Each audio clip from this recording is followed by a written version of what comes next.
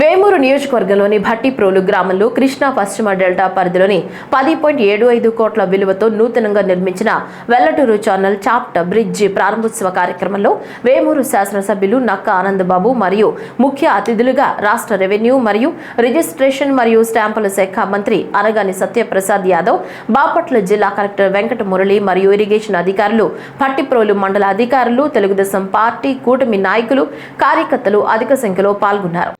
అద్భుతమైన కార్యక్రమం చేశాము. పార్టీ పరంగా సుపరిపాలన తొలిగడు అని మా పరిపాలన ఈ సంవత్సరం పూర్తయిన తర్వాత కూటమి ప్రభుత్వం తెలుగుదేశం పార్టీ తరఫున ప్రతి ఒక్క గృహాన్ని టచ్ చేశాం.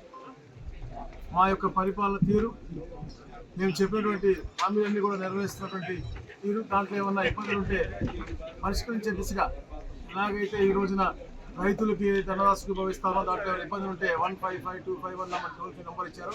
అలాగే ప్రతి ఒక్క దానికి కూడా పరిష్కార మార్గం చూపించే విధంగా ఈ నాయకులు ప్రతి ఇంటికి కూడా వెళ్ళి వాళ్ళని కనుక్కోవడం, ఇంకా మెరుగైన సేవ చేసే విధి విధానాలు కూడా కనుక్కుని దాని మీద కూడా ఒక కార్యాచరణ చేసుకుంటారు. ఇంకా ఒక నాయకుడికి ఒక ఆలోచన వస్తే దాని యొక్క కార్యాచరణ రూపకల్పన చేసుకుని దాన్ని ఆచరిస్తారు. అలాంటి గొప్ప నాయకుడు చంద్రబాబు నాయుడు గారి కింద పనిచేయడం నిజంగా మా అందరికీ కూడా ఇష్టం. ఈ యొక్క అద్భుతమైన కార్యక్రమానికి మా శాసనసభ్యులు, మా కలెక్టర్ గారు అందరూ కూడా పాల్గొంటున్నారు.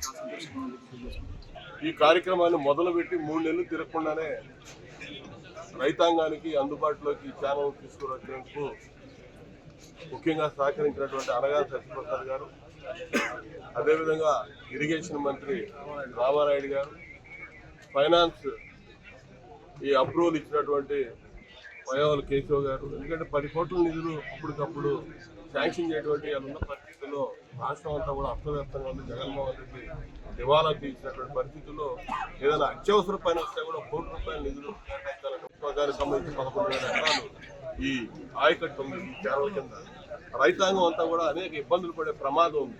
ఈ ఇరిగేషన్ సిస్టమ్స్ కరెక్ట్ కాకపోతే సీజన్ మొదలైపోయింది వ్యవసాయం. ఈ రోజు ఖచ్చితంగా ఇప్పటికల్లా మనం కనుక దీన్ని రిలీజ్ చేసి ఉండకపోతే, పూర్తి చేయకపోతే ఈ 30,000 ఎకరాలు పైచీలకు రైతాంగం ఎక్కువ ఇబ్బందులు పడి ఉండేవాళ్ళు. అదే జగన్మోహన్ రెడ్డి ప్రభుత్వం అయితే ఎక్కువ దివాణం లేకుండా వదిలేసి ఉండేవాడు ఈ కార్యక్రమం. మరి ఇవాళ ప్రత్యేకంగా వెంటనే ఇక్కడ ఈ ఇబ్బంది వచ్చిన వెంటనే మరి రేపల్లి నియోజకవర్గ శాసనసభ్యుడిగా రాష్ట్ర రెవెన్యూ మంత్రిగా ఉన్నటువంటి అనగాని సత్యప్రసాద్ గారు తీసుకెళ్తాం.